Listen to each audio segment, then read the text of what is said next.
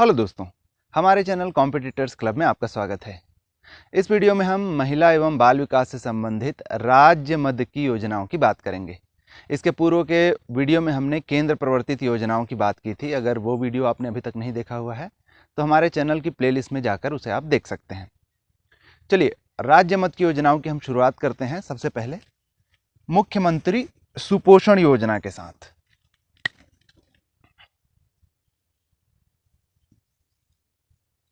मुख्यमंत्री सुपोषण योजना। जैसे केंद्र की सुपोषण योजना थी, वैसे भी राज्य की जो योजना है वो मुख्यमंत्री सुपोषण योजना के नाम से है। उद्देश्य क्या है? तो कुपोषण की समस्या जो देखने को मिलती है बच्चों में, और इसके अलावा जो किशोरी एवं महिलाएं हैं उनमें एनीमिया की जो समस्या देखने को मिलती है, उसको खत्म करने के लिए सुपोषण योजना जो है प्रारंभ की गई थी। मुख्यमंत्री सुपोषण योजना की शुरुआत हुई 2 अक्टूबर 2019 से। शुरुआत जो है 2 अक्टूबर 2019 से हुई, पर इसकी नींव जो है, यानी सुपोषण योजना की जो नींव है वो पहले ही पड़ चुकी थी। इसके पूर्व क्या हुआ था कि जून में 24 जून 2019 में इसी कुपोषण की समस्या को दूर करने के लिए दंतेवाड़ा जिला में सुपोषित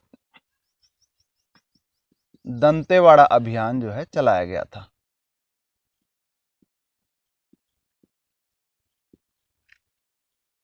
जून में सुपोषित दंतेवाड़ा अभियान दंतेवाड़ा जिला में चलाया गया था। एक हिसाब से देखा जाए तो उसकी सफलता से उत्साहित होकर या उसको एक्सटेंड करने के लिए बाद में 2 अक्टूबर 2019 को जो है से फिर पूरे राज्य में इसे लागू किया गया।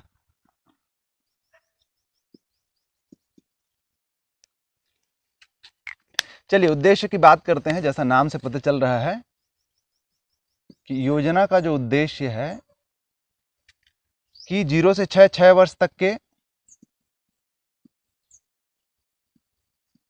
बच्चों को कुपोषण व एनीमिया से मुक्ति।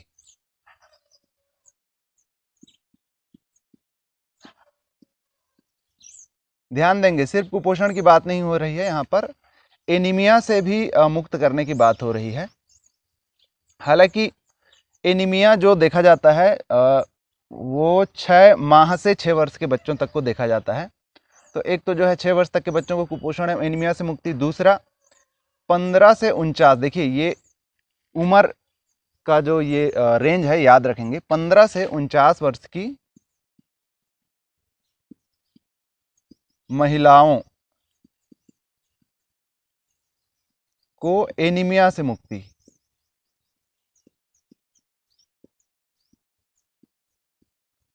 तो 0 से 6 वर्ष के बच्चों को जो है कुपोषण एनीमिया दोनों से मुक्ति, और 15 वर्ष से 49 वर्ष की महिलाओं को एनीमिया से मुक्ति। इसके अलावा जन सहयोग एवं जन भागीदारी बढ़ाना, इन्हीं सब चीज़ों के लिए, यानी कुपोषण और एनीमिया मुक्ति के लिए जन सहयोग एवं जन भागीदारी बढ़ाना। उसके अलावा इन्हीं उद्देश्य के लिए, यानी कि कुपोषण एवं एनीमिया दूर करने के लिए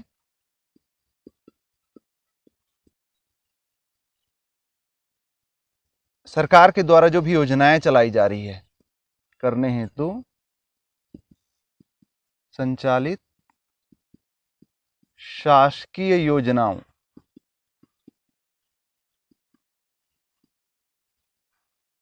में कमी की पहचान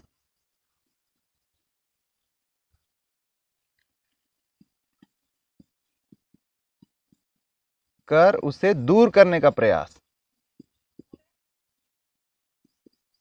यानी इसी प्रकार की जो योजनाएं चल रही है, जैसे केंद्र की योजना चल रही है कुपोषण सुपोषण की योजना जो है, और कोई भी दूसरी योजना अगर कुपोषण एवं एनीमिया दूर करने से संबंधित चल रही है तो उन योजनाओं में क्या खामी देखी जा रही है, उनकी पहचान करना और उसको इस कार्यक्रम के माध्यम से, सुपोषण योजना के माध्यम से दूर करना भी जो है इसका उद्देश्य है। और इसी उद्देश्य की जो और योजनाएं हैं जिनकी अभी हम बात कर रहे थे, उनके साथ समन्वय।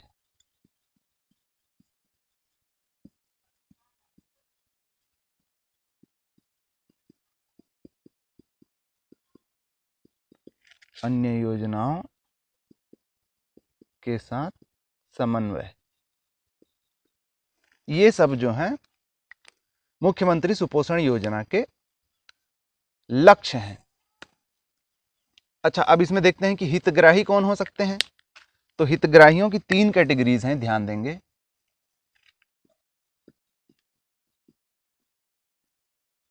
पहला तो 0 से 6 वर्ष के कुपोषित बच्चे।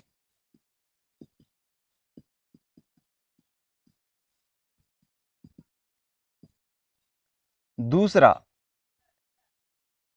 6 माह से 59 माह के एनीमिया पीड़ित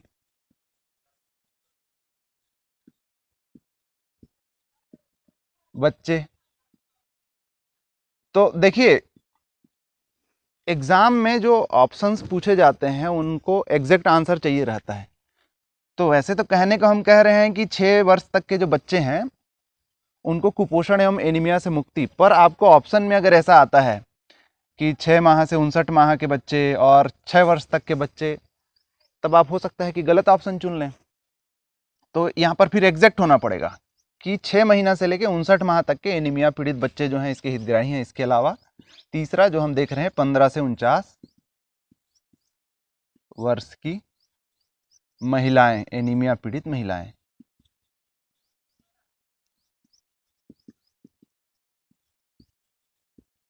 जो है इसकी हितग्राही है। चलिए, ये तो हो गई कि हितग्राहियों के बाद सेवाएं क्या क्या दी जाएंगी। अब इसमें तो जो सेवाएं इसमें दी जाएंगी उनमें है हितग्राहियों को, ये जो हितग्राही हैं, हितग्राहियों को गर्म पौष्टिक आहार, गर्म और पौष्टिक आहार जो है योजना अंतर्गत दिया जाना है। इसके अलावा स्वास्थ्य जांच समय समय पर, स्वास्थ्य जांच और परामर्श सेवाएं ये जो है दी जानी है। इसके अलावा इन्हीं से संबंधित शिविर आदि का आयोजन, शिविर और आपका प्रचार प्रसार, इसके अलावा प्रशिक्षण जो है दिया जाना है। ये सारी सेवाएं जो है इसमें दी जानी है। अच्छा, इसकी जो अवधि है, मुख्यमंत्री सुपोषण योजना की जो अवधि है वो 3 वर्ष की है। योजना अवधि जो है ये 3 ईयर्स की है। तो जैसा हम लोग एक और चीज इसमें बात कर रहे थे, जन सहयोग एवं जन भागीदारी, तो इसके खर्चे के लिए, इस योजना के मद के लिए जो है जन भागीदारी, यानी अगर कोई दानदाता हों या इस बाबत जो है अगर कोई सहायता देना चाहें, कोई समाज सेवी संस्था या फिर जो कॉरपोरेट्स वगैरह हैं, तो इन सारे सहयोग से, इसके अलावा जिला का जो खनिज न्यास होता है, खनिज न्यास परिषद, तो खनिजों से जो राजस्व की प्राप्ति होती है जिले को जो मिलता है, उनसे भी जो है इस पर खर्च किया जाता है। तो व्यय की अगर हम बात करें, व्यय तो एक तो जो होता है आपका खनिज न्यास निधि से, इसके अलावा आपका कारपोरेट सीएसआर, सीएसआर मतलब होता है कारपोरेट सोशल रिस्पॉन्सिबिलिटी, यानी आपका कारपोरेट सामाजिक दायित्व। जो भी कारपोरेट्स होते हैं, जो बड़े कारपोरेट्स होते हैं, बड़ी जो कंपनियां होती हैं, उनका जो लाभ होता है उसका कुछ एक हिस्सा सामाजिक दायित्व के रूप में सामाजिक कार्यों में खर्च करना होता है। तो उस मद से भी जो है इसका व्यय किया जाता है। इसके अलावा जो है जन सहयोग,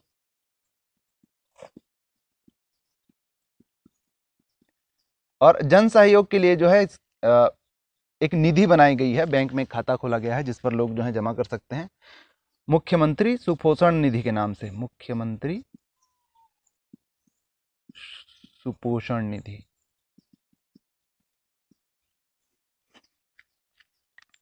तो ये हमने देखा मुख्यमंत्री सुपोषण योजना। अगला हम देखते हैं मुख्यमंत्री बाल संदर्भ योजना।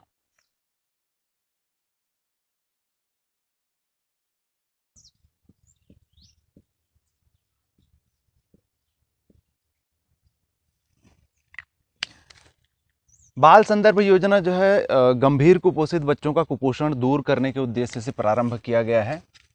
तो अच्छा, ये प्रारंभ किया गया था 6 जून 2009 से। उद्देश्य गंभीर कुपोषित बच्चों को कुपोषण से मुक्ति।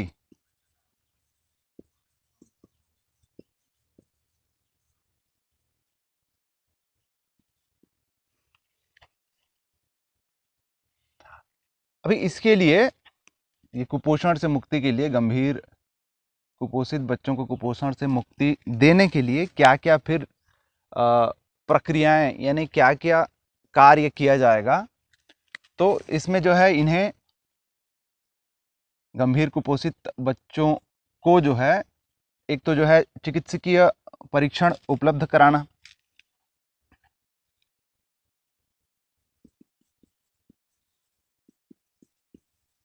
चिकित्सकीय परीक्षण, इसके अलावा निःशुल्क दवाइयाँ,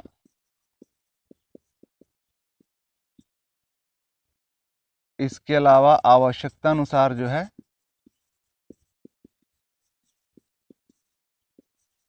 शिशु रोग विशेषज्ञ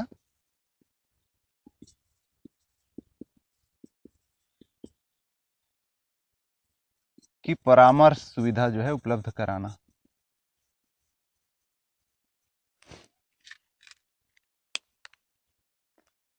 अभी इसमें क्या होता है, देखिए क्रियान्वयन की अगर हम बात करें, एक्चुअल जो क्रियान्वयन इसमें जब होता है तब क्या होता है, देखिए एक तो ये किया जाता है कि आपके ब्लॉक में जो भी बीएमओ हैं, ब्लॉक मेडिकल ऑफिसर हैं, बीएमओ ब्लॉक मेडिकल ऑफिसर से तालमेल करके जो है, जो आपके अधिकारी हैं, आपके परियोजना अधिकारी हैं, वो जो है कोई एक दिवस माह में जो है कोई 2 दिवस फिक्स कर सकते हैं संदर्भ दिवस के रूप में, से तालमेल द्वारा प्रत्येक माह के 2 दिवस संदर्भ दिवस के रूप में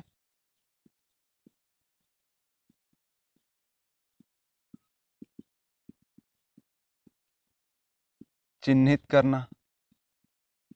अब इस दिवस को जो है, ये जो संदर्भ दिवस होगा, इस दिन जो है परीक्षण होगा, इस दिन चिकित्सकीय परीक्षण होगा। अब जो चिकित्सीय परीक्षण होगा वो ऐसा है कि सरकारी अस्पताल में किया जाना है, निःशुल्क किया जाना है। अब यदि ऐसा कोई परीक्षण का यंत्र जो है या कोई सुविधा जो है सरकारी अस्पताल में नहीं है, उस कंडीशन में क्या होगा, उस कंडीशन में आपको जो है प्राइवेट इंस्टीट्यूट से कराना पड़ेगा। तो इस स्थिति में देखिए, चिकित्सकीय परीक्षण होना है आपका शासकीय अस्पताल में निःशुल्क।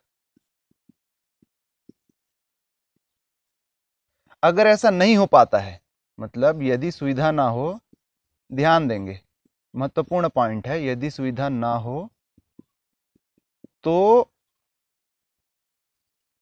जो शासकीय डॉक्टर हैं वो रिकमेंड करेंगे, तो शासकीय चिकित्सक की अनुशंसा यानी रिकमेंडेशन से वो रिकमेंड करेंगे और उनके रिकमेंडेशन से, उनके अनुशंसा से आप प्राइवेट चिकित्सालय में यानी निजी संस्था में की अनुशंसा से, निजी संस्थाओं से, निजी संस्थाओं में, अब इस बाबत, अब निजी संस्थाओं में जाएंगे तो आपको खर्च तो देना पड़ेगा। तो वो जो खर्च है वो विभाग ही उठाएगा। यानी इसमें ध्यान देंगे, राशि ध्यान देंगे, मैक्सिमम 300 रुपये जो है इसके लिए, 300 रुपये जो है इसका भुगतान जो परियोजना अधिकारी हैं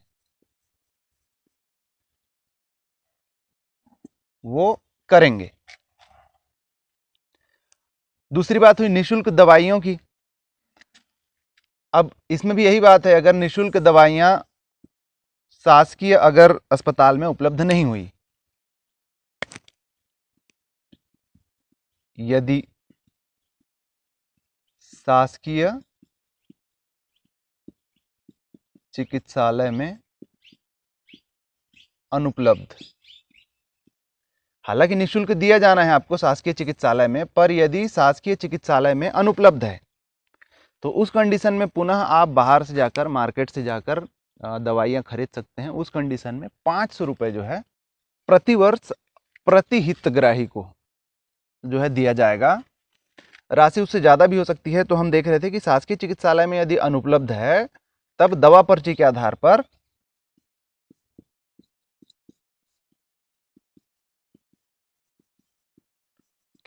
पर जो है आप बाहर से ले सकते हैं, और उस कंडीशन में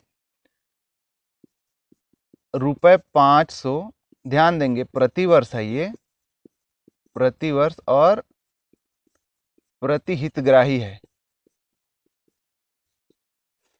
ये सुविधा जो है, मतलब ये जो है आपका परियोजना अधिकारी दे सकता है।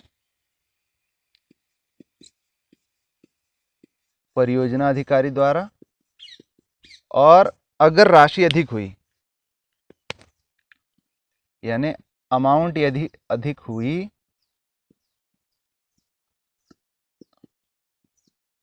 पर जो कार्यक्रम अधिकारी हैं,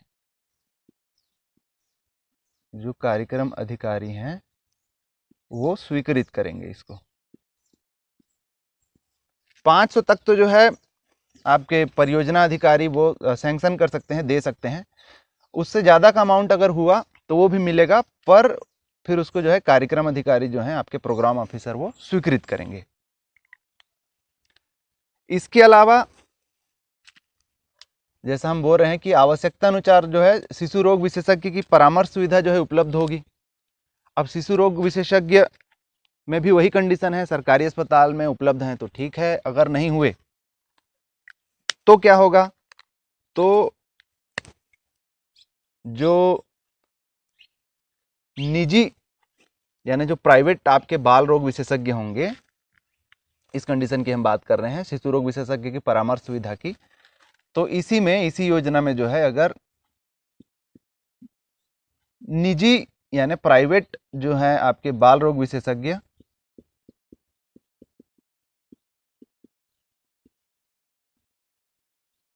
की सेवा पर उनकी अगर सेवा ली जाती है तब जो है 1000 रुपये उनको मानदेय दिया जाना है, 1000 रुपये मानदेय दिया जाना है। इसके अलावा 500 रुपये जो है उनका यात्रा व्यय दिया जाना है।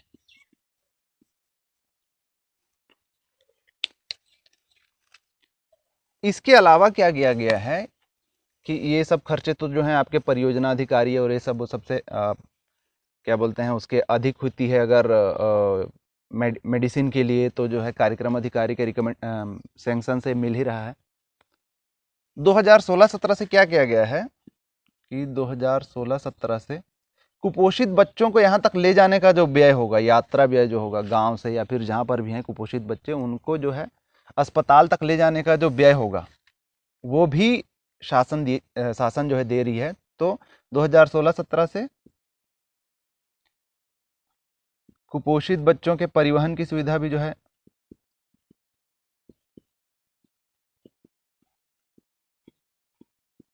कि परिवहन का व्यय भी जो है वो आपके आंगनबाड़ी कार्यकर्ताओं को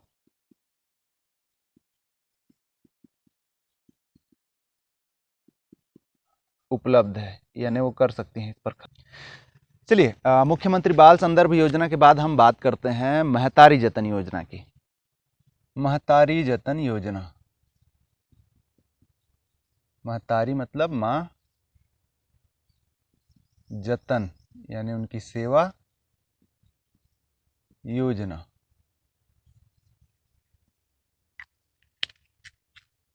एक आइडिया हो जाता है कि ये जो है गर्भवती महिलाओं से जो है संबंधित है। कब से चालू किया गया है? प्रारंभ किया गया है ये अप्रैल 2016 से। प्रारंभ जो है ये 27 अप्रैल 2016 से किया गया है। इसका जो उद्देश्य है वो है गर्भवती महिलाओं को सुपोषित आहार प्रदान करना। महिलाओं को सुपोषित आहार प्रदान करना जो है इस कार्यक्रम का उद्देश्य है। संचालन जो है आंगनबाड़ी के माध्यम से होगा इसका।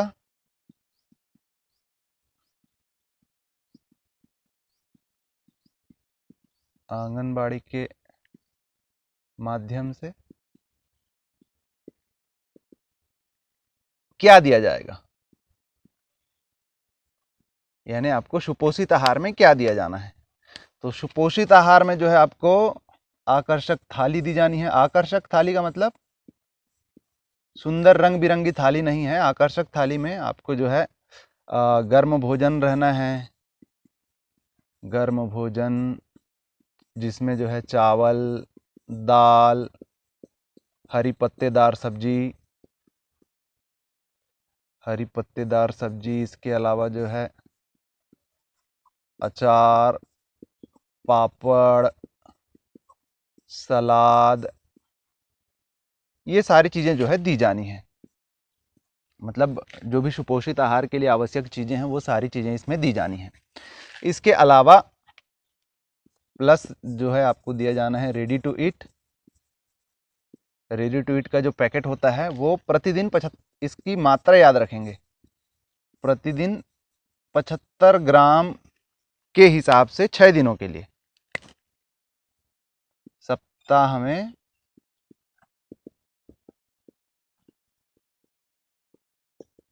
6 दिनों के लिए। अभी हिसाब लगा लीजिए कितना दिया जाना है। तो 75 गुणित 6, ये आपको जो है 450 ग्राम का पैकेट दिया जाना है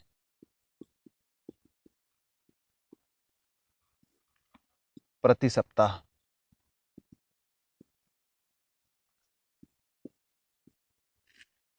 इसमें बस इतना ही ध्यान रखना है आपको कि महतारी जतन योजना प्रारंभ कब हुई, अप्रैल 2016 से। क्या दिया जाना है, किनको दिया जाना है, यानी अभी इससे हितग्राही भी पता ही चल गया होगा आप लोग को कि इसके जो हितग्राही हैं वो गर्भवती महिलाएं हैं। गर्भवती माताओं की सुरक्षा के बाद जो अगली सुरक्षा की हम बात कर रहे हैं वो है बच्चियों की, यानी नोनी, जिसको हम छत्तीसगढ़ी में कहते हैं, बालिकाओं की सुरक्षा की। तो अगली जो योजना है हमारी वो है नोनी सुरक्षा योजना। नोनी सुरक्षा योजना।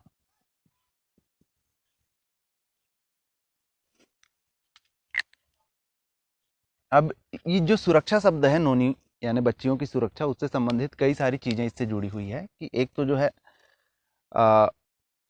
CSR जिसकी हम बात कर रहे थे, यानी चाइल्ड सेक्स रेशियो, बाल लिंगानुपात जो है उसको बढ़ाना, उसको बेहतर करना। इसके अलावा जो भ्रूण हत्या है बच्चियों की, उसको रोकना, उनके शैक्षणिक और सामाजिक जीवन में उनका जो योगदान है या उनकी जो सहभागिता है उसको बढ़ाना। इसके अलावा भी जो है फिनेंशियली भविष्य में उनके भविष्य को फिनेंशियली सिक्योर करने के लिए जो चीज़ें की जा सकती है उससे संबंधित है नोनी सुरक्षा योजना। चलिए उद्देश्य देखेंगे तो पता चलेगा। अच्छा, ये प्रारंभ किया गया है अप्रैल 2014 से। 1 अप्रैल 2014 से जो है ये प्रारंभ किया गया है। उद्देश्य क्या है इस योजना का? जो उद्देश्य है वो है बालिकाओं, ऑब्वियसली नोनी की बात हो रही है तो बालिकाओं से संबंधित है, बालिकाओं के शैक्षणिक तथा स्वास्थ्य संबंधी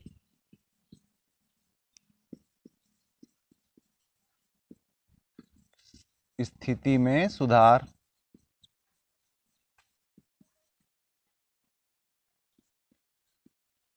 उनके यानी बच्चियों के अच्छे भविष्य की आधारशिला,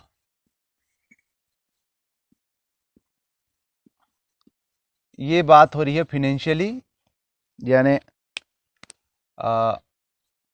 आर्थिक रूप से उसकी बात हो रही है, कैसे उसको हम देखेंगे। उसके अलावा जो है बालिका भ्रूण हत्या रोकना,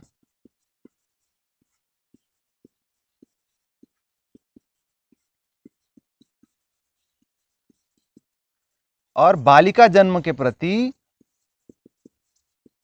समाज में सकारात्मक माहौल बनाना, जन्म के प्रति समाज में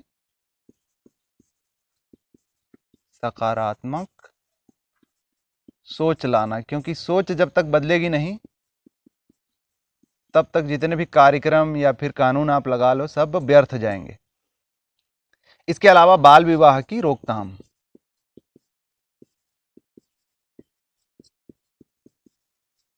तो बच्चियों के सुघर भविष्य के लिए, अच्छे भविष्य के लिए जो कुछ किया जा सकता है वो सारी चीजें हैं इसमें। भ्रूण हत्या को रोकना, बाल विवाह को रोकना और बालिकाओं के जन्म के प्रति जो है समाज में सकारात्मक सोच लाना, उनके अच्छे भविष्य के लिए आर्थिक तैयारी करना। तो वो तैयारी जो है किस प्रकार से कर रहे हैं कि यानी इस उद्देश्य हेतु बता रहे हैं हम, इस हेतु जो है सरकार क्या कर रही है कि पंजीकृत जो बालिकाएं हैं, पंजीकृत बालिकाओं के नाम पर LIC को प्रतिवर्ष 5,000 रुपए जो है सरकार देती है।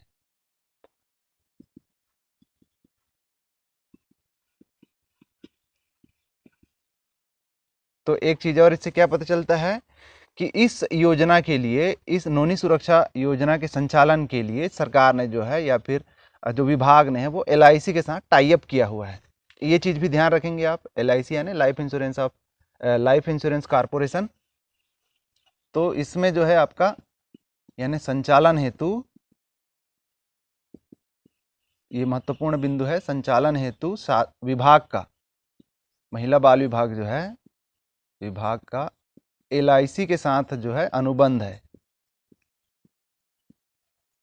इसी अनुबंध के तहत जो है जो भी पंजीकृत बालिकाएं हैं उनके लिए जो पंजीकृत बालिका है प्रतिवर्ष जो है 5,000 विभाग जो है देती है LIC को। और इसके एवज में क्या होगा उसके बारे में हम बात करते हैं। उससे पहले लाभ या लाभार्थी की बात करते हैं हम। तो जो लाभार्थी होंगे इसके लिए किनको ये लाभ मिलेगा,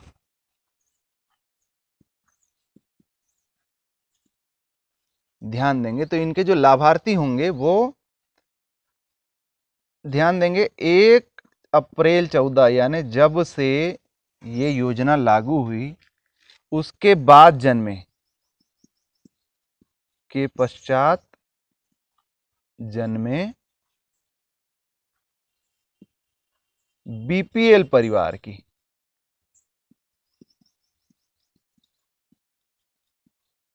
दो बालिकाएं, ये 2 बालिकाओं का जो हिसाब किताब है ये मैक्सिमम है, ध्यान देंगे 2 बालिकाएं मैक्सिमम, अधिकतम 2 बालिकाओं को जो है ये योजना का लाभ मिलेगा अगर वो 1 अप्रैल 2014 के पश्चात जन्मी है और दूसरा वो जो है BPL परिवार से नाता रखती हैं। अब ये जो 5,000 प्रतिवर्ष शासन द्वारा दिया जा रहा है या विभाग द्वारा LIC को दिया जा रहा है, इसका लाभ बाद में जो है भविष्य में कैसे मिलना है, तो जो हम बात कर रहे थे अच्छे भविष्य की आधारशिला, वो ऐसा होगा कि लाभ जो है, ध्यान देंगे, लाभ की हम बात कर रहे हैं जब ये जो बालिकाएं हैं, जो पंजीकृत बालिकाएं, पंजीकृत बालिकाएं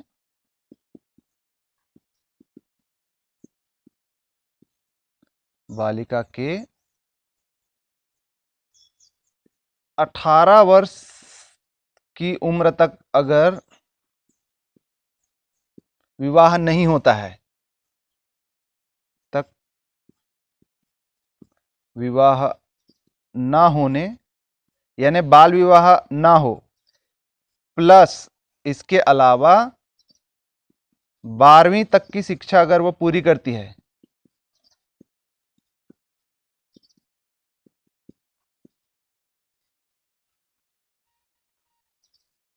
यानी दो कंडीशंस हैं कि जो पंजीकृत बालिका है वो अगर 18 वर्ष की उम्र तक उसका विवाह नहीं होता, यानी बाल विवाह नहीं होता, और अगर वो 12वीं तक की शिक्षा पूरी कर लेती है, तब उसको न्यूनतम करने पर, ध्यान देंगे ये मिनिमम है ना, न्यूनतम 1 लाख जो है दे है। इससे अधिक भी दे हो सकता है, लेकिन कम से कम 1 लाख तो जो है उसको दे होगा। ये इसका लाभ है, आर्थिक लाभ। तो अभी जो इन्वेस्टमेंट कर रहे हैं, अभी जो आधारशिला रखी जा रही है, जो हम बहुत बात कर रहे थे अच्छे भविष्य की आधारशिला, अभी जो विभाग जो है इनके लिए 5,000 रुपये प्रति वर्ष जो है LIC को दे रही है, उसका लाभ इनको जो पंजीकृत बालिका हैं उनको तब मिलेगा जब वो 18 साल पूरी कर लेंगी बिना शादी किए, यानी बाल विवाह नहीं करती हैं, और दूसरा जब वो 12th तक की पढ़ाई अपनी पूरी कर लेती हैं। किनको मिलेगा ये लाभ? 1 अप्रैल 2014 के पश्चात जो जन्मी बालिकाएं हैं और जो BPL परिवार से हैं और जिनका पंजीयन किया जाता है। राज्य मत की अगली योजना है सक्षम योजना।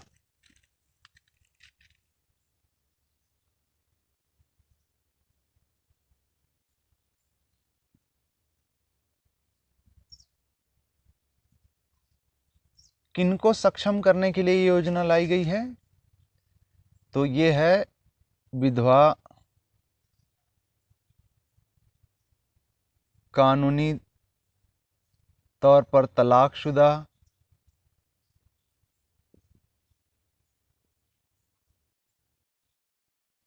एवं अविवाहित महिलाएं। कैसी अविवाहित महिलाएं? किसी भी कारण से जिनका विवाह जो है नहीं हो पाता, यानी समाज अपने मापदंडों के अनुसार उनको जो है योग्य नहीं पाती शादी करने के लिए, उनको देखने वाले कोई आते नहीं हैं और जो रह जाती हैं अविवाहित महिलाएं समाज में, उनको सक्षम बनाने के लिए ये सक्षम योजना है। तो कैसे सक्षम? इनको जो है सुलभ ऋण उपलब्ध करा दें। विधवा कानूनी तौर पर तलाकशुदा एवं अविवाहित महिलाओं को सुलभ ऋण, ये जो है इस कार्यक्रम का, इस योजना का उद्देश्य है। सितंबर 2009 से ये प्रारंभ है योजना, सितंबर 2009 से। इसमें एक चीज और हुआ है कि अभी जिनकी हम बात कर रहे हैं, विधवा कानूनी तौर पर तलाकशुदा एवं अविवाहित महिलाएं, एक हिसाब से लाभार्थी हैं इस कार्यक्रम की। तो लाभार्थियों के क्रम में जो है कुछ और व्यक्ति इसमें जुड़े हैं 2017-18 से। तो ये इम्पोर्टेंट है, 2017-18 से हितग्राहियों में ये जो ऋण है वो यौन उत्पीड़ित, इसके अलावा HIV पॉजिटिव,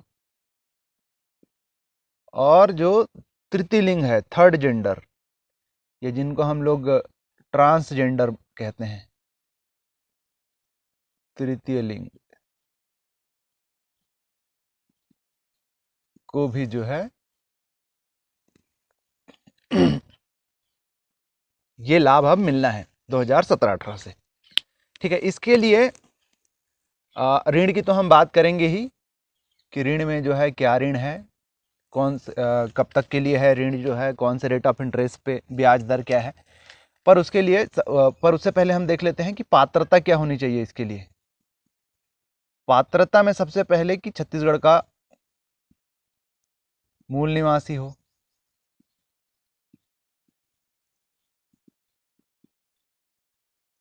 इसके अलावा या तो वो बीपीएल हो, बिलो पॉवर्टी लाइन। अगर बीपीएल नहीं है तो वार्षिक आय जो है रुपए 1 लाख से कम हो,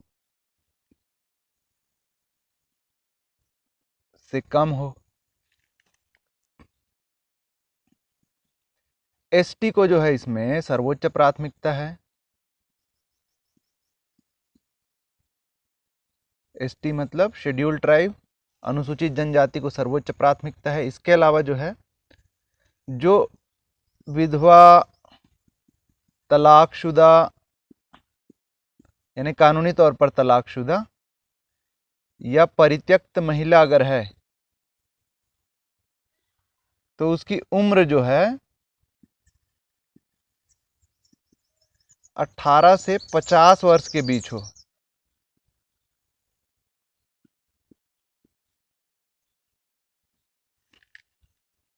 यानी कम से कम इतनी उम्र तो हो कि जो ऋण उनको दिया जाना है उनका कुछ वो उपयोग कर पाएँ, उससे कुछ जो है इंटरप्राइज कुछ भी मतलब काम कर सकें, और इतना उम्र भी हो उनके पास कि उसका रिपेमेंट भी कर पाएँ, उसको वापस भी दे पाएँ।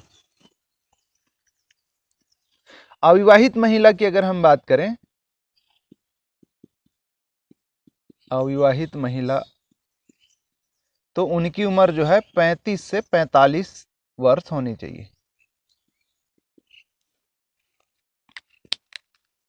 तो पात्रता की ये शर्तें आपको याद रखनी है कि छत्तीसगढ़ का मूल निवासी हो, बीपीएल हो, अगर बीपीएल नहीं है तो उसकी जो वार्षिक सालाना आय है यानी जो सालाना आय है वो 1 लाख रुपए से कम हो, एसटी को प्राथमिकता है इसमें। इसके अलावा विधवा, कानूनी तौर पर तलाकशुदा या परित्यक्त महिला की जो उम्र है वो 18 वर्ष से 50 वर्ष के बीच में हो, और अविवाहित महिला की अगर हम बात करें तो उसकी उम्र जो है 35 से 45 वर्ष के बीच में हो।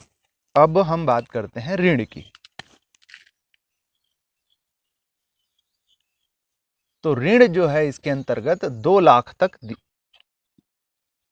अधिकतम 2 लाख तक जो है दिया जा सकता है, और ये जो अमाउंट है वो 40,000 के गुणांक में दिया जाता है। 40,000 के गुणांक में। इसका मतलब क्या? इसका मतलब कि आपको 40,000 मिल सकता है, 80,000 मिल सकता है, 1,20,000 मिल सकता है, 1,60,000 मिल सकता है। इस प्रकार 40,000 के गुणांक में जो है ये राशि जो है अधिकतम 2 लाख रुपए तक दी जा सकती है। रेट ऑफ इंटरेस्ट जो है इसमें ब्याज दर है वो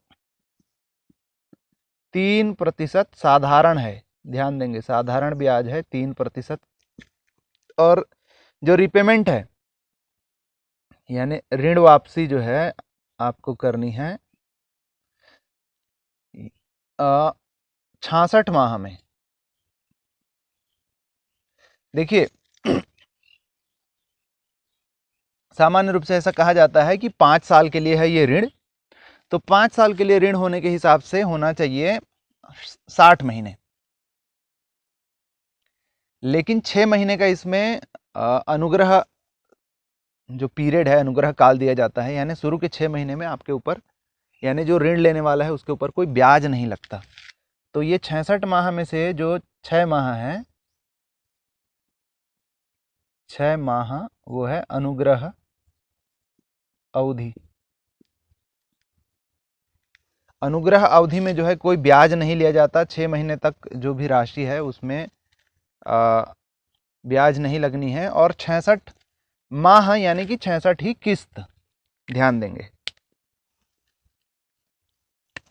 66 माह यानी कि 60 किस्त, क्योंकि 6 महीने तक तो जो है कोई इंटरेस्ट लगना नहीं है। 6 महीने में आपको जो है ना ही इंटरेस्ट लगना है ना ही आपको रिपेमेंट करना है। तो 6 महीने छोड़ दीजिए 66 माह के, बाकी जो 60 महीने बचते हैं या 5 साल बचते हैं उनमें हर महीने आपको यानी कि 60 किस्तों में इसको वापस करना है। अच्छा, इस पर पेनल्टी भी लगती है। अगर समय पर जो दंड ब्याज लगता है उसकी बात कर रहे हैं, दंड ब्याज, जिसको हम बोल रहे हैं पेनाल्टी।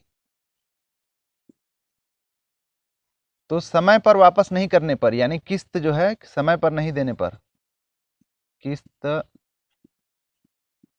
समय पर नहीं देने पर 2% एक्स्ट्रा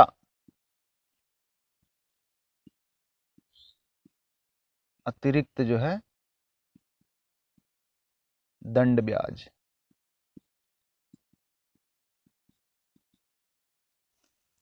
दो % एक्स्ट्रा लगेगा ब्याज पर। अगला हम देखते हैं वजन त्योहार।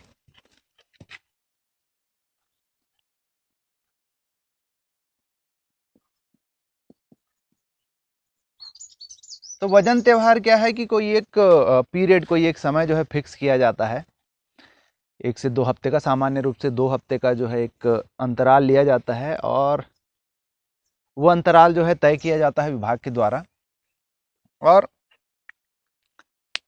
फिर उसके हिसाब से अलग अलग आंगनबाड़ी केंद्रों का क्लस्टर बनाकर, क्लस्टर मतलब 2-3 आंगनबाड़ियों का एक जो है समूह बनाकर दिन व तिथि निश्चित किया जाता है कि किस दिनांक को कहाँ का पर जो है वजन त्यौहार किया जाना है। फिर वहाँ पर जो सुपरवाइज़र हैं, यानी जिस पोस्ट पर आप जाने वाले हैं, उनकी उपस्थिति में बच्चों का वजन कराया जाता है। उससे पता चलता है कि उनकी पोषण की स्थिति क्या है। तो वजन त्यौहार ये 5 वर्ष से कम आयु के बच्चों के लिए होता है, और किस लिए किया जाता है कि उनमें जो है बच्चों में पोषण की स्थिति का पता लगाया जा सके। तो उद्देश्य है 5 वर्ष से कम आयु के बच्चों में पोषण के स्तर का आकलन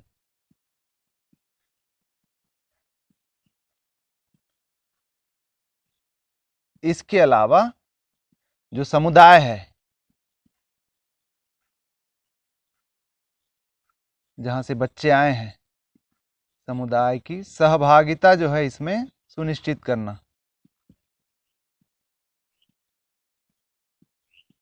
यानी आप भी तो देखो, आप भी तो जानो कि क्या चल रहा है और क्या क्या ध्यान रखना है, आपको भी पता चले, यानी समुदाय को भी पता चले कि वजन का जो है पोषण के साथ किस प्रकार का संबंध है। कब से चालू हुआ है? 2012 से।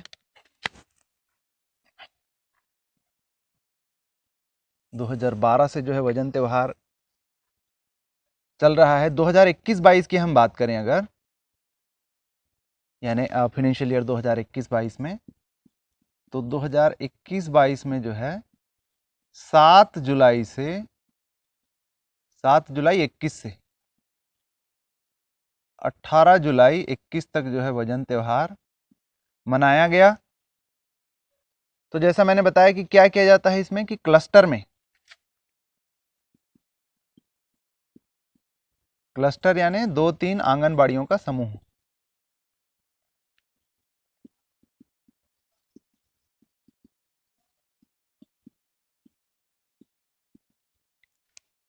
क्लस्टर में मनाया जाता है पर्यवेक्षक की उपस्थिति में, सुपरवाइजर की उपस्थिति में।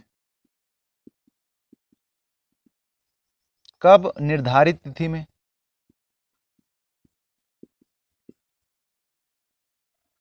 और क्या किया जाता है? बच्चों का जो है वजन लिया जाता है।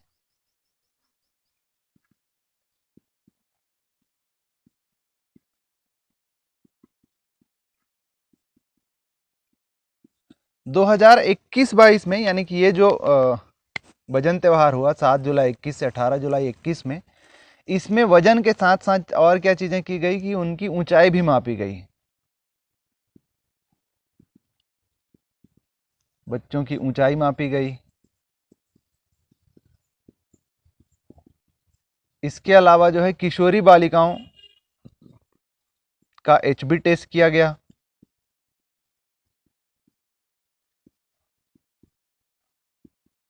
हीमोग्लोबिन टेस्ट किया गया। HB मतलब हीमोग्लोबिन, हीमोग्लोबिन टेस्ट किया गया। इसके साथ ही बीएमआई, बॉडी मास इंडेक्स, इसको कहा जाता है बॉडी मास इंडेक्स, यानी आपका जो भी वजन है वो आपके हाइट के हिसाब से, आपकी ऊंचाई के अनुसार संतुलित है कि नहीं है। यानी अगर आप समान ऊंचाई के व्यक्ति हैं और एक का वजन कम है, एक का वजन जो है काफ़ी ज़्यादा है, तो जो जिसका वजन ज़्यादा है उसको हम सामान्य तौर पर मोटा कहेंगे। तो ये जो रेशियो बना हुआ है आपके ऊंचाई और क्या बोलते हैं आपके वजन का, उसको हम कहते हैं बीएमआई, बॉडी मास इंडेक्स। तो ये किया गया, ये 2021-22 की हम बात कर रहे हैं, 7 जुलाई से 18 जुलाई के बीच जो वजन त्यौहार मनाया गया उसमें, यानी वजन तो लिया ही गया, उसके अलावा बच्चों की ऊंचाई भी मापी गई और जो किशोरी बालिकाएं हैं उनका भी जो है एचबी टेस्ट किया गया, हीमोग्लोबिन टेस्ट, और उनका बीएमआई, बॉडी मास इंडेक्स भी नापा गया। इसके बाद हम देखते हैं मुख्यमंत्री कन्या विवाह योजना। मुख्यमंत्री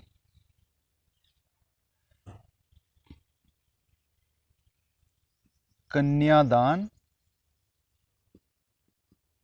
विवाह योजना, सामूहिक विवाह की ये योजना है।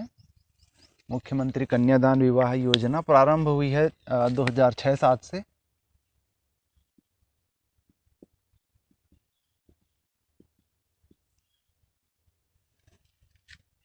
तो इसमें क्या किया जाता है कि गरीब परिवार की जो कन्याएं हैं उनका सामूहिक विवाह किया जाता है, उसका खर्चा जो है शासन उठाती है। अब इससे होता यह है कि जो भार गरीब परिवार पर कन्या विवाह का पड़ता है, उसमें ना केवल शादी का खर्चा है बल्कि दहेज आदि का खर्चा भी होता है। उन सब का भार जो है गरीब परिवार पर बहुत अधिक होता है, और अगर वो ऐसा ना कर पाएँ तो समाज में बदनामी और आत्मसम्मान में कमी, ये सारी चीज़ें जो है उनके जीवन के साथ घटती है। इन सब से बचाने के लिए मुख्यमंत्री कन्यादान विवाह योजना की शुरुआत हुई है। तो जैसा अपने को उद्देश्य पता चलता है, अभी जो हमने चर्चा की, इसका उद्देश्य है गरीब परिवारों के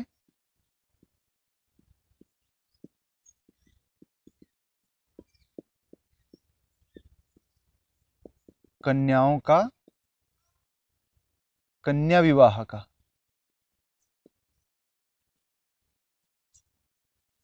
आर्थिक बोझ कम करना,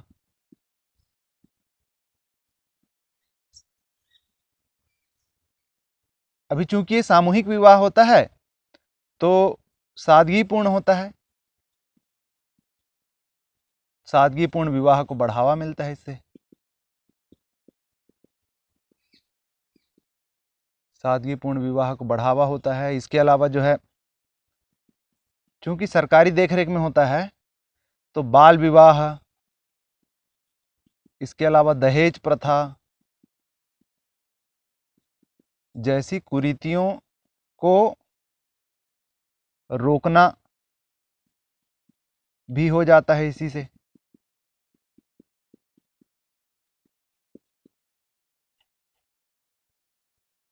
सादगीपूर्ण विवाह होता है इसलिए विवाह की जो फिजूल खर्ची होती है उसको रोकना भी जो है हो जाता है, फिजूल खर्ची को रोकना।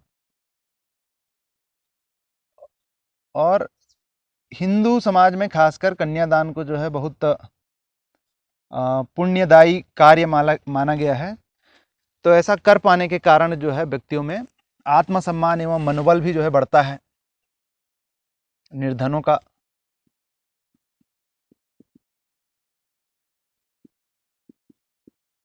आत्मसम्मान व मनोबल बढ़ाना, तो ये सारे जो है इसके उद्देश्य है मुख्यमंत्री कन्यादान विवाह योजना के।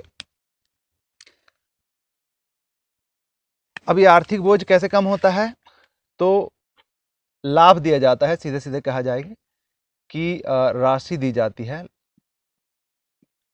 लाभ की राशि दी जाती है, जो है अभी 25,000। पहले ये 15,000 हुआ करती थी, तो 25,000 की राशि जो है उनको दी जाती है। किनको दी जाती है, तो पात्रता की हम बात कर लेते हैं। कन्या जो है सबसे पहले तो बालिग हो,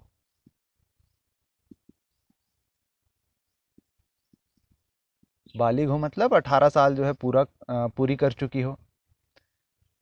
ना केवल कन्या बल्कि जो पुरुष है जिसके साथ विवाह होना है वो भी जो है बालिग हो, यानी विवाह की जो उम्र है हमारे कानून में वो उम्र उन्होंने पूरी कर ली हो। फिर जो कन्या है वो मुख्यमंत्री खाद्यान्न योजना का जो कार्ड होता है, यानी राशन कार्ड, उस परिवार से हो।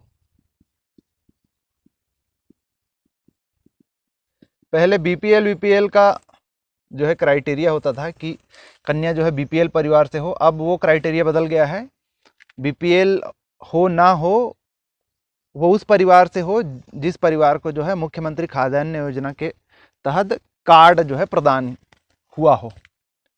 तो मुख्यमंत्री खाद्यान्न योजना कार्डधारी परिवार से हो। और ऐसी जो है अधिकतम 2 कन्याएं हो सकती हैं, यानी एक परिवार से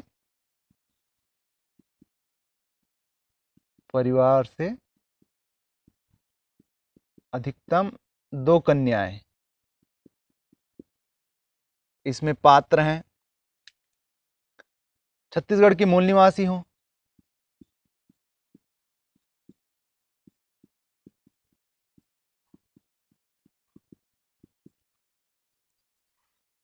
सामूहिक विवाह पर ही ये दे है।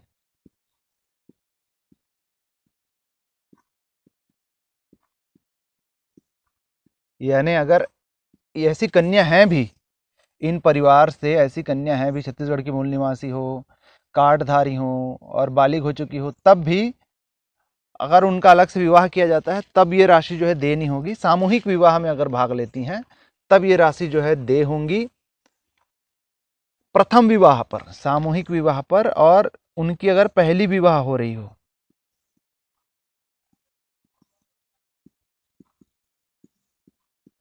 अन्यथा क्या होगा कि इसका दूसरे तरीके से भी लाभ लिया जा सकता है कि विवाह ऊपर विवाह किए जा रहे हैं और राशि का जो है लाभ ले रहे हैं, तो प्रथम विवाह पर ये देय है।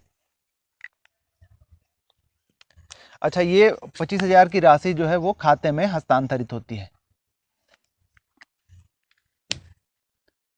अगली योजना हम देख रहे हैं नवा बिहान योजना।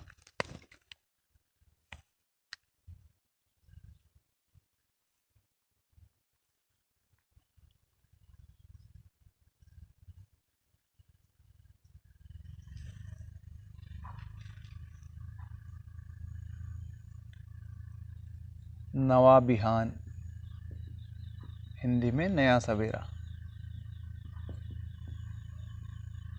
नवा बिहान योजना किन के लिए है? ऐसी महिलाओं के लिए जो घरेलू हिंसा से पीड़ित हैं, उनके संरक्षण, उनको सुरक्षा प्रदान, उनको आवास देना और उनके पुनर्वास के लिए। तो उद्देश्य क्या है? इसका उद्देश्य है घरेलू हिंसा से पीड़ित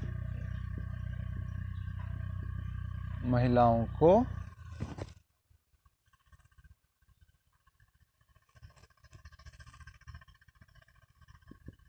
निःशुल्क आश्रय एवं पुनर्वास, ये जो है इसका लक्ष्य है। नवा बिहान योजना जो है वास्तव में जो अधिनियम है, जिसके बारे में किसी वीडियो में हम बात करेंगे, जो महिलाओं से संबंधित कानूनों से संबंधित एक वीडियो जो है ऑलरेडी अपलोड कर चुके हैं। उसमें अगले क्रम में हम जो है और कानून बताएंगे और अधिनियमों के बारे में बताएंगे। उन्हीं अधिनियमों में से एक है आपका महिलाओं का संरक्षण, घरेलू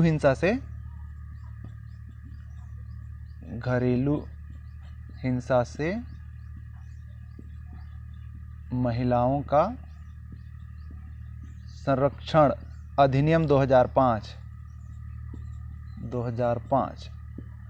तो इस अधिनियम के क्रियान्वयन हेतु एक्चुअल में नवा बिहान योजना जो है संचालित है, यानी ये अधिनियम के क्रियान्वयन हेतु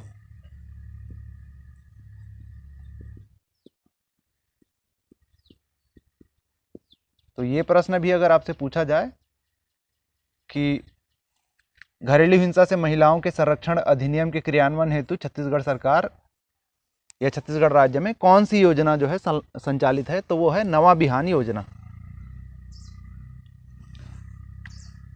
तो इसके अंतर्गत घरेलू हिंसा से पीड़ित महिलाओं को निःशुल्क आश्रय एवं पुनर्वास दिया जाना है और इसके अंतर्गत जो है फिर सारे जिलों में, योजना अंतर्गत जो है सारे जिलों में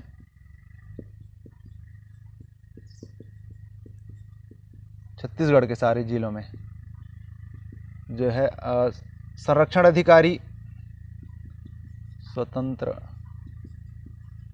संरक्षण अधिकारियों की नियुक्ति हुई है।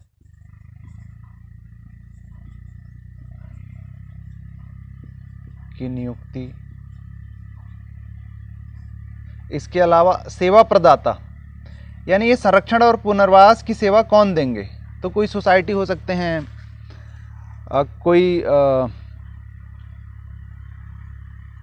इस प्रकार की कोई जो है एनजीओ वगैरह जो इस प्रकार का काम ऑलरेडी कर रही हैं, यानी घरेलू हिंसा से पीड़ित महिलाओं के संरक्षण और उनके पुनर्वास से संबंधित काम कर रही हैं, तो ऐसी संस्थाओं को हम कह रहे हैं सेवा प्रदाता। तो 10 सेवा प्रदाता संस्थाओं को अभी तक अधिसूचित किया जा चुका है। सेवा प्रदाता संस्थाओं को अधिसूचित किया जाना।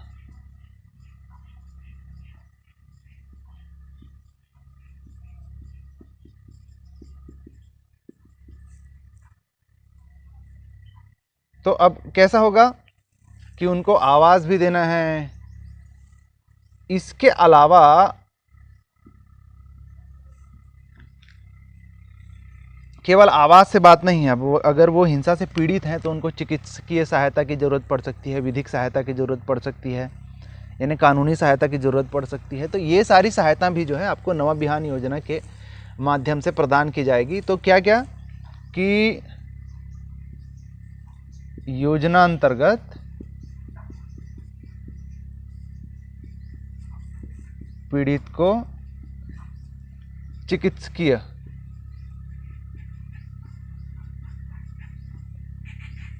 उसके अलावा विधिक कानून से संबंधित, उसके अलावा मनोवैज्ञानिक, यानी अगर उसको काउंसलिंग की ज़रूरत हो, डिप्रेशन में हो, इसके अलावा जो है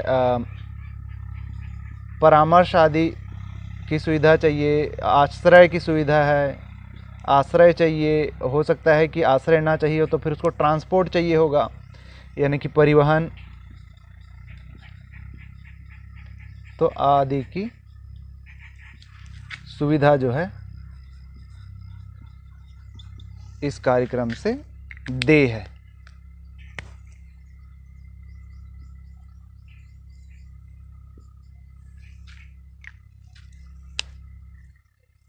उसके बाद हम देखते हैं सुचिता योजना।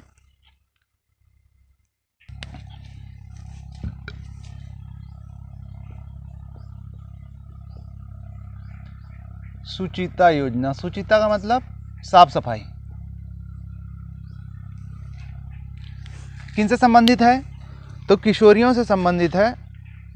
मासिक धर्म के दौरान यानी पीरियड्स के दौरान, एमसी के दौरान कैसी साफ सफाई रखी जाए, स्वास्थ्य संबंधी किन बातों का ख्याल रखा जाए, इससे संबंधित है सुचिता योजना।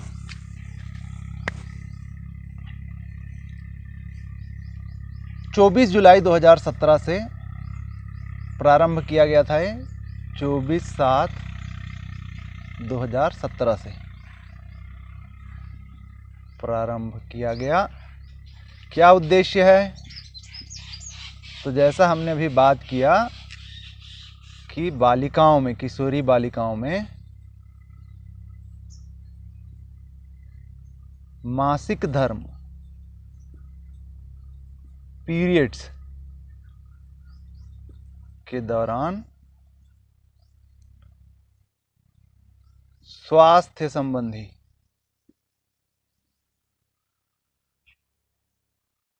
आदतों का विकास तथा निर्बाध शिक्षा सुनिश्चित कराना जो है इसका उद्देश्य है।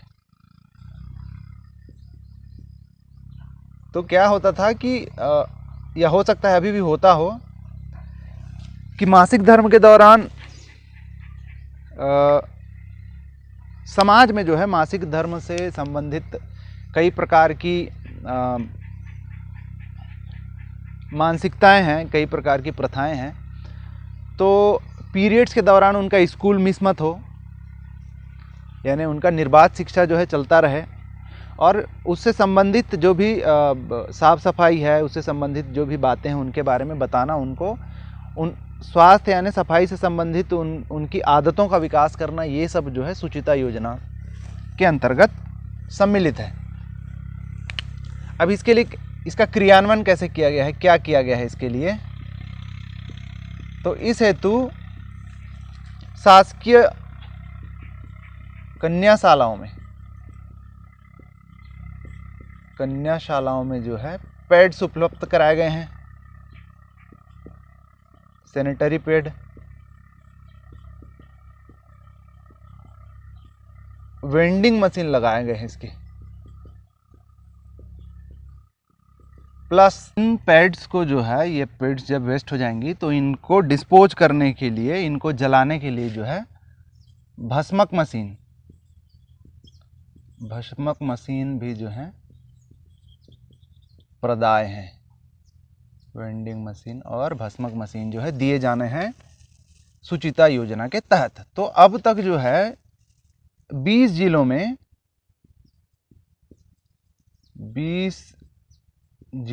जो है 2022 स्कूलों में ये प्रदान किए जा चुके हैं अब तक। सुचिता योजना में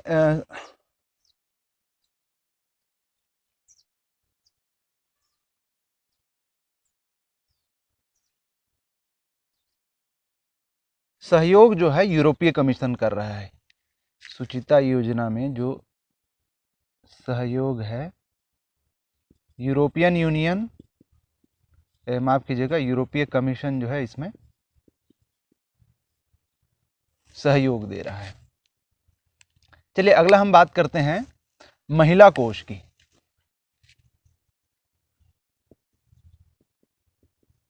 महिला कोष, महिला कोष का गठन जो है वो छत्तीसगढ़ सोसाइटीज रजिस्ट्रेशन एक्ट के अंतर्गत हुआ है। इसका जो गठन है, महिला कोष का गठन छत्तीसगढ़ सोसाइटीज रजिस्ट्रेशन अधिनियम 1977 के तहत हुआ है। 2 फरवरी 2002 को, 2 फरवरी 2002 को, डेट याद रखने में आसानी है, 2222। इसका लक्ष्य और उद्देश्य क्या है? तो इसका लक्ष्य और उद्देश्य जो है महिलाओं को आत्मनिर्भर बनाना। कैसे, वो सब हम देखेंगे। महिलाओं को आत्मनिर्भर बनाना, उन्हें स्वावलंबन की गतिविधियों से जोड़ना, स्वावलंबन की गतिविधियों से जोड़ना, महिला समूहों को ऋण प्रदान करना, महिला समूहों के पहले तो गठन हेतु पहल करना और उसके पश्चात उन्हें जो है ऋण प्रदान करना। इसके अलावा ये जो समूह बनेंगे उनके बीच आपसी सहयोग, आपसी तालमेल बनवाना और उनके जो भी वो एक्सपीरियंस कर रहे हैं उन एक्सपीरियंस को साझा करने हेतु माहौल तैयार करना। यानी समूहों के मध्य आपसी सहयोग तंत्र विकसित करना। इससे क्या होगा कि वो जो कुछ एक्सपीरियंस करेंगे, कुछ कठिनाई अगर वो फेस करेंगे तो उसका क्या उन्होंने समाधान निकाला, इसको वो दूसरे समूहों को भी बता सकते हैं। इस प्रकार से वो अपना जो एक्सपीरियंस होगा वो साझा करेंगे। विकसित करना, सामूहिक प्रयास का कौशल विकसित करना, सामूहिक प्रयास का कौशल विकसित करना, ये जो है इसके लक्ष्य एवं उद्देश्य हैं। इसके अलावा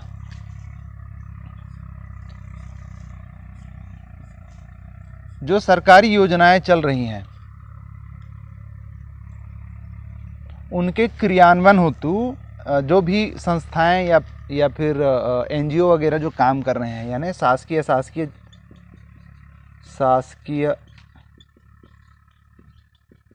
अशासकीय या एनजीओ वगैरह जो संस्थाएं हैं,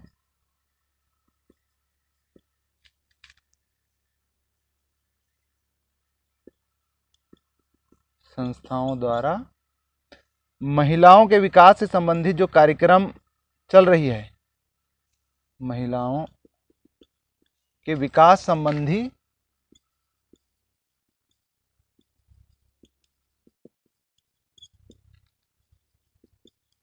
कार्यक्रमों के क्रियान्वयन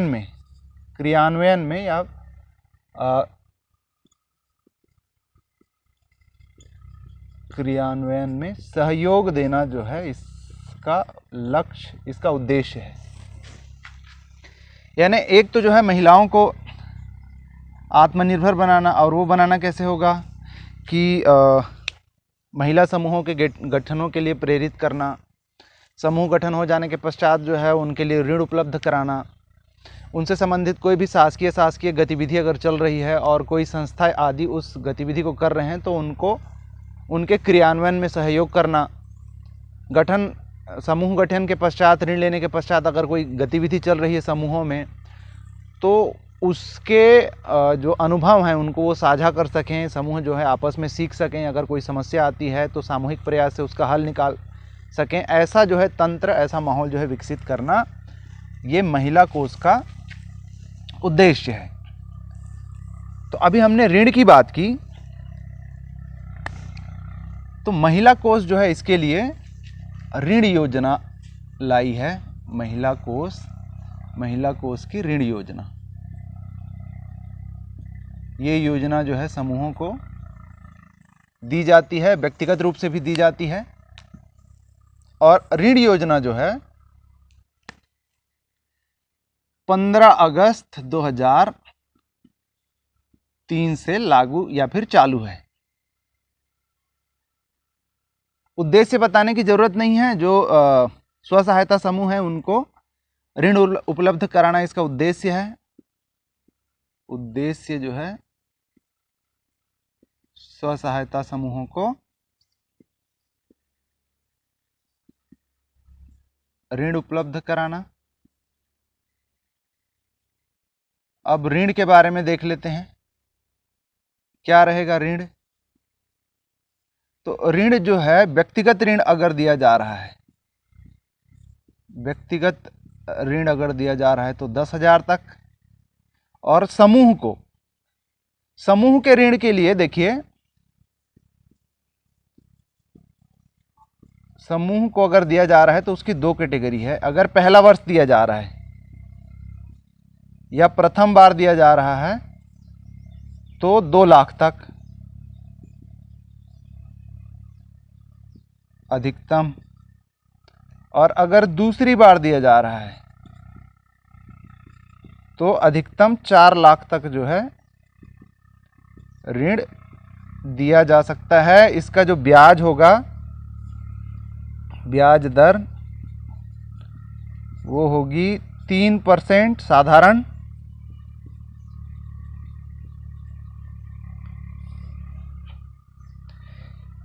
हितग्राहियों की बात कर लेते हैं। तो हितग्राही में एक तो जो है आपको पता चल रहा है स्व सहायता समूह। हितग्राही में स्व सहायता समूह, लेकिन कौन से स्व सहायता समूह? तो 1 वर्ष पूरा कर चुके, 1 वर्ष पूरा कर चुके। कौन सा 1 वर्ष? गठन का 1 वर्ष पूरा कर चुके ए ग्रेड के स्व सहायता समूह। जब हम स्व सहायता समूह के बारे में पढ़ेंगे तब पढ़ेंगे वहाँ पर कि उनकी ग्रेडिंग होती है, यानी उनके क्रियाकलाप कैसे चल रहे हैं, उनमें बचत किस प्रकार से की जा रही है, उनकी सहभागिता कैसी है, उपस्थिति कैसी है, जो सदस्य हैं उनकी बैंक में लेन देन उनका कैसा है, उसके आधार पर जो है स्व सहायता समूहों की ग्रेडिंग होती है। तो ए ग्रेड के स्व सहायता समूह जो अपने गठन का 1 वर्ष पूरा कर चुके हैं वो इसके लिए हितग्राही हैं। उसके अलावा जो ट्रांसजेंडर हैं, तृतीय लिंग, 2017-18 से एक और योजना में हम इसके बारे में देख चुके हैं। तृतीय लिंग के हितग्राही। इसके अलावा जो है आपके यौन उत्पीड़ित और HIV पॉजिटिव जो हितग्राही हैं वो इसके लिए पात्र हैं। अगला हम बात करते हैं संस्कार अभियान की।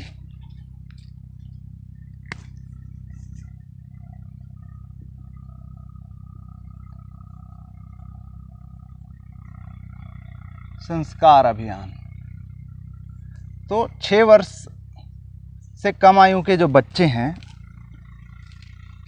जो आंगनबाड़ी जाने वाले बच्चे हैं, उनके संस्कार के लिए जो अभियान है उसको हम कह रहे हैं संस्कार अभियान।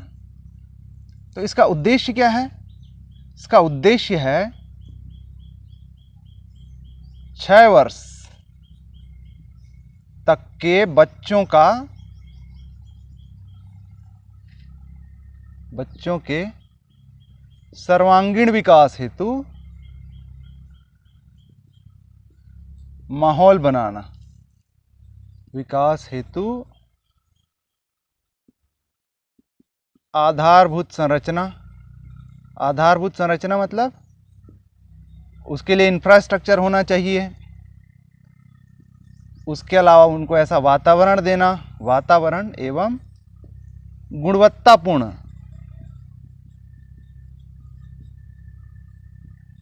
सेवाएं उपलब्ध कराने हेतु, क्योंकि होना है आंगनबाड़ियों के माध्यम से, तो आंगनबाड़ियों का जो है कायाकल्प होना जरूरी है इसके लिए। तो आंगनबाड़ियों का उन्नयन,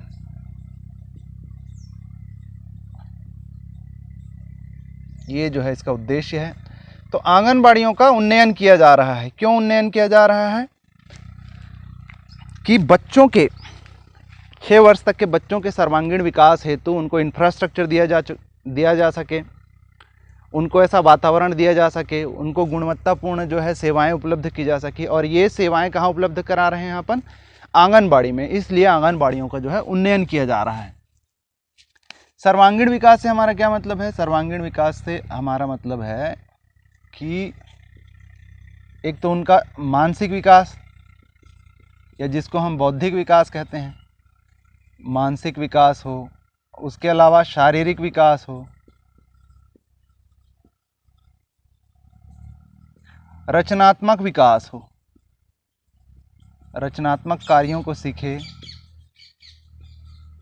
और भाषा का विकास हो।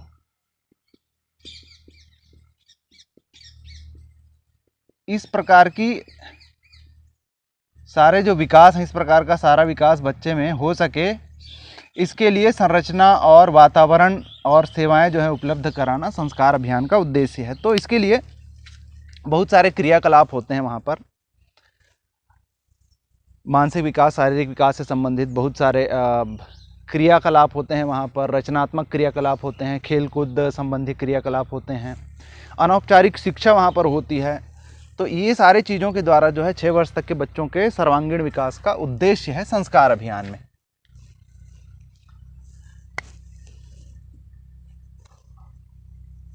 अभी जो आंगनबाड़ियों का उन्नयन की बात कर रहे हैं, आंगनबाड़ियों के उन्नयन से क्या मतलब है कि इसके लिए कि केंद्रों का जो है, आंगनबाड़ी जो केंद्र है, उनका आकर्षक रंग रोगन हो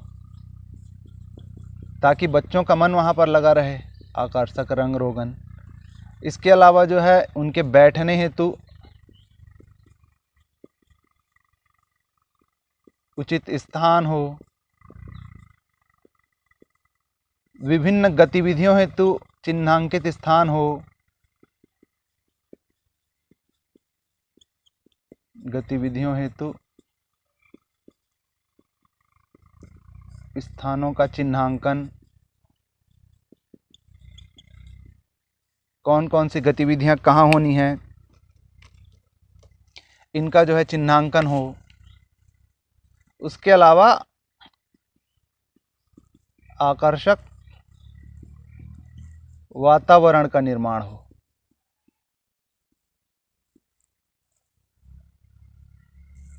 और इसी में शामिल है 3 से 6 वर्ष के बच्चों को अनौपचारिक शिक्षा। महत्वपूर्ण है। अनौपचारिक मतलब औपचारिक शिक्षा तो स्कूल में जो है चालू ही होती है। उसके पहले की जो शिक्षा है, यानी अक्षर ज्ञान वगैरह हैं, छोटे बड़े का ज्ञान, कम ज़्यादा का ज्ञान, ये सारे जो बेसिक ज्ञान हैं उनको आंगनबाड़ी में ही दे दिया जाए।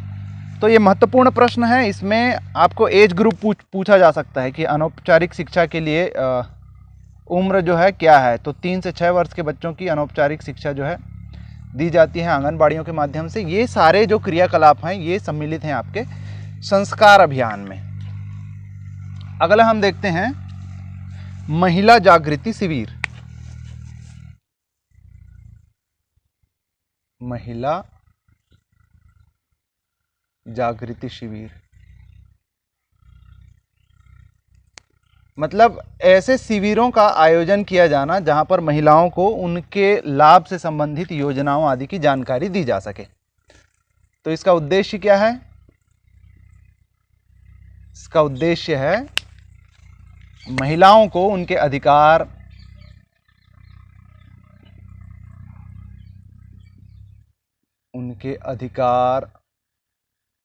उनसे संबंधित जो प्रावधान व उनसे संबंधित जो सरकारी योजनाएं हैं, सरकारी योजनाओं के प्रति जागरूक करना।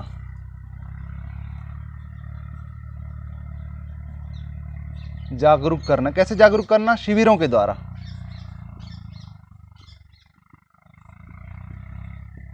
शिविरों के द्वारा जो है जागरूक करना, ये इस यानी महिला जागृति शिविर का जो है उद्देश्य है। अब ये होता है किसके द्वारा? जाहिर सी बात है महिला बाल विकास की बात कर रहे हैं तो द्वारा महिला बाल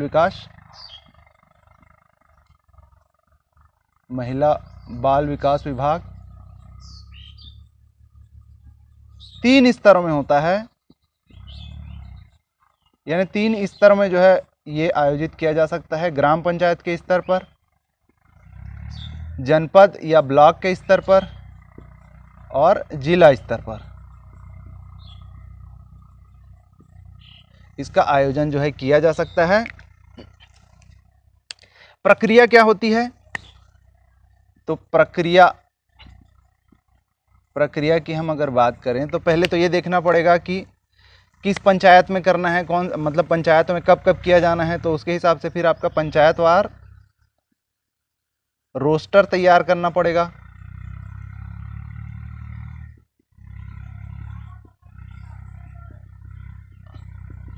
रोस्टर तैयार करना पड़ेगा। उसके अलावा जो है स्थान व दिनांक का चयन करना पड़ेगा।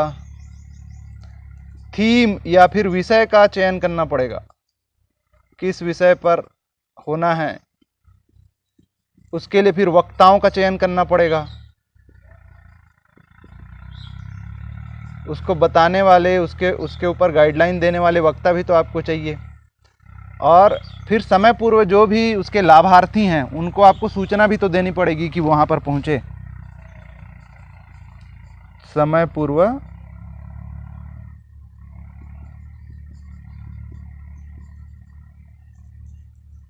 लाभार्थियों को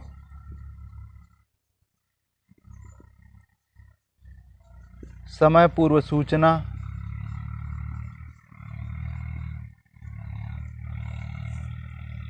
आपने किया, लाभार्थी ही वहाँ नहीं पहुँचे तो फिर इसका भी कोई मतलब नहीं हुआ। तो ये सारी प्रक्रिया जो है उसमें अपनाई जाती है। अच्छा, स्तर के हिसाब से उनके खर्च की भी अलग अलग सीमा है, व्यय सीमा है इसकी। तो ये महत्वपूर्ण प्रश्न हो सकता है, व्यय सीमा जो है ग्राम पंचायत स्तर पर, ग्राम पंचायत स्तर पर जो है ये 4000 तक है। अगर ब्लॉक की बात करें या जनपद की बात करें तो ब्लॉक स्तर पर ये जो है 20,000 तक है इसकी खर्च सीमा, और जिला स्तर पर 1.5 लाख खर्च किया जा सकता है। इसमें आप सारी चीज़ें शामिल है, वक्ताओं को जो खर्च देना है, नाश्ता वगैरह की जो व्यवस्था करना है, टेंट माइक आदि की जो व्यवस्था करना है, वो सारे जो हैं इस व्यय सीमा में शामिल हैं। अच्छा, आपके लिए जो लाभार्थी हैं वो भी तो होने चाहिए, यानी लाभार्थियों के बिना अगर ये होता है, यानी जिनको लाभ मिलना है वही अगर यहाँ पर नहीं उपलब्ध हों तो खर्च किए, नाश्ता किए, इसका मतलब क्या हुआ। इसलिए कम से कम कितने लाभार्थी हों वहाँ पर आयोजन करने के लिए, उसकी भी सीमा निर्धारित की गई है। जैसे ग्राम पंचायत स्तर पर कम से कम जो है 150 लाभार्थी हों।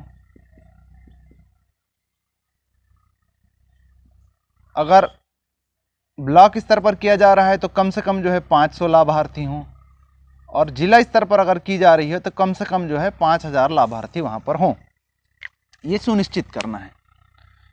और सबसे अंत में देखते हैं अपन नारी निकेतन। नारी निकेतन जो योजना है वो स्वाधार योजना जैसी है, केंद्र की स्वाधार योजना जो हमने देखी थी उसी के जैसी है ये। इसमें भी जो है तिरस्कृत, परित्यक्त, विधवा आदि जो महिलाएं हैं उनको निःशुल्क आश्रय देना है, सहारा देना है, उनके पुनर्वास की व्यवस्था करना है, उनके शिक्षण प्रशिक्षण की व्यवस्था करना है। अपन यहाँ जानेंगे कि छत्तीसगढ़ में नारी निकेतन कहाँ कहाँ पर है। नारी निकेतन, तो नारी निकेतन छत्तीसगढ़ में है रायपुर, अंबिकापुर और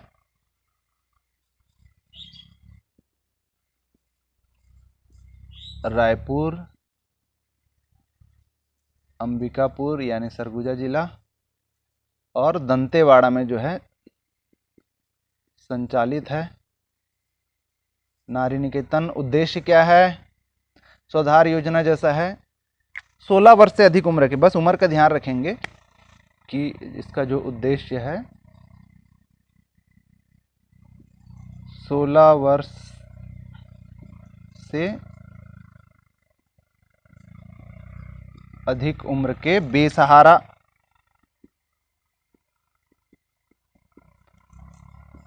तिरस्कृत, परित्यक्त इसका मतलब वही है, छोड़े हुए विधवा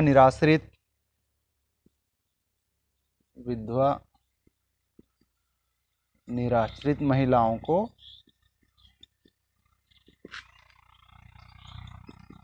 निशुल्क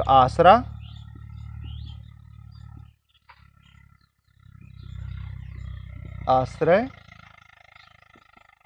व पुनर्वास की सुविधा देना जो है इसका उद्देश्य है। तो आज का ये वीडियो आपको समझ आया होगा, पसंद आया होगा, ऐसी आशा है। अगर ये आपको अच्छा लगे अपने दोस्तों के साथ शेयर करिए, हमारे वीडियो को लाइक करिए और हमारे चैनल कॉम्पिटिटर्स क्लब को सब्सक्राइब करिए। Thank you.